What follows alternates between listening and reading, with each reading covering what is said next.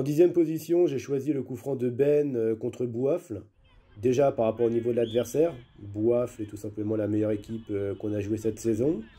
Et ensuite, coup franc pas évident parce il est pour un gaucher à la base. Et Ben arrive à placer une frappe somptueuse croisée dans le petit filet opposé. Et superbe coup franc, vraiment magnifique.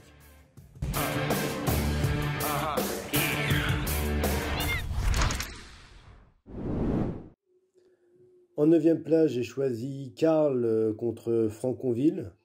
On voit sur cette action toutes les qualités de Karl, la détermination, la puissance du lion et tout l'apport qu'il peut donner à l'équipe sur coup de pied arrêté avec une magnifique tête en pleine lucarne.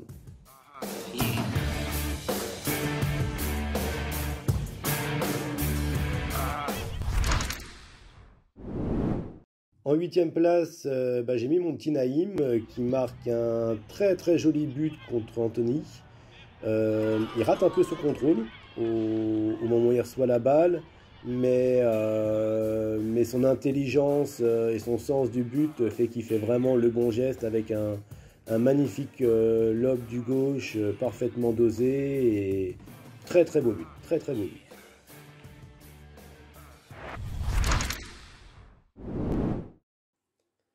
7e, ma petite trottinette, Adam, avec un somptueux enchaînement contre Bobigny.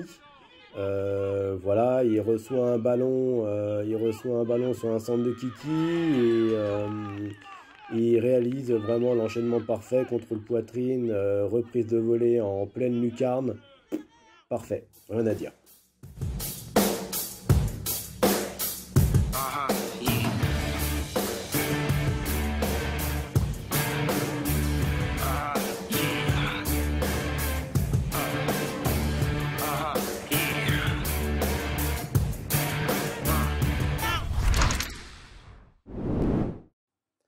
En 6e, on retrouve Carlito.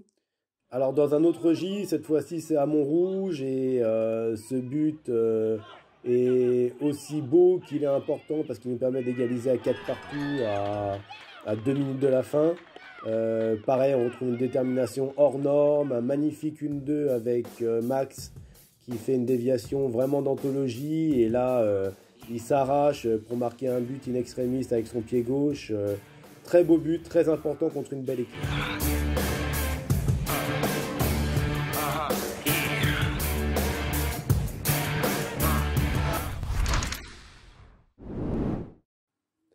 En 5e, j'ai choisi ce but de Maxime contre Agnières.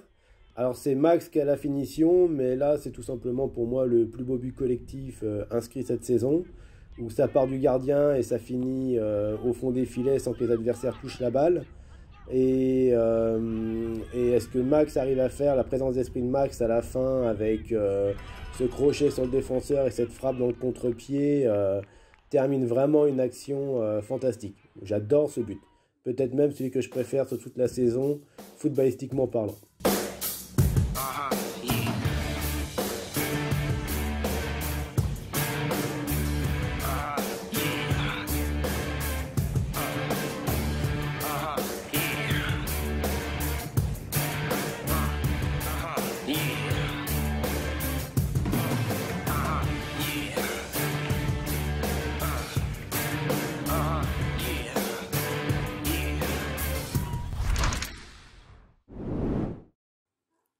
Alors 4e, j'ai mis mon Kiki pour son enchaînement vraiment exceptionnel lors du tournoi en salle de Franconville contre Saint-Ouen-l'Aumône. Il reçoit la balle, il voit le gardien qui s'avance, il lui met un lob magnifiquement dosé. Quand on sait la difficulté que c'est en football en salle de réaliser cet enchaînement, chapeau. Rien à dire.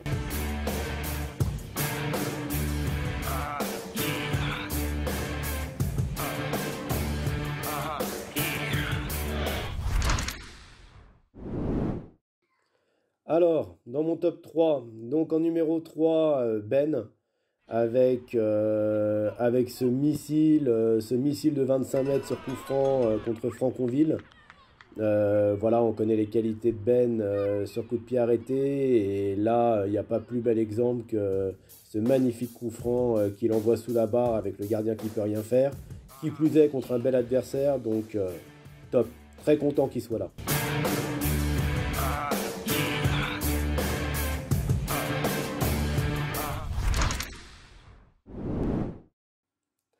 Alors, deuxième, notre KSM national contre Courbevoie. Match qui est arrivé tôt dans l'année et on voit déjà toutes les bonnes intentions de jeu de l'équipe qui repart propre de derrière pour terminer sur le but. Et puis Kassem de son côté, il a l'œil et avec sa magnifique patte gauche, il envoie une frappe croisée qui laisse le gardien sans réaction. Superbe but, superbe action et superbe but. Vraiment top.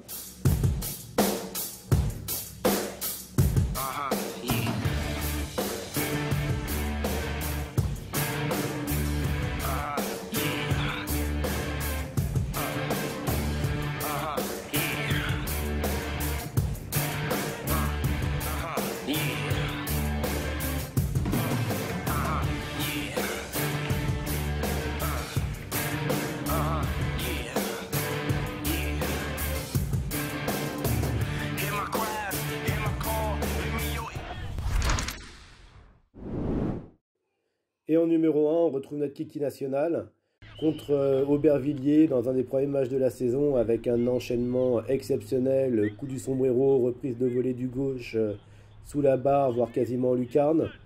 Un bijou absolu que les adversaires ont essayé de nous faire refuser pour une position de hors-jeu, mais je pense que c'est simplement une question de jalousie parce que là, on tutoie les sommets.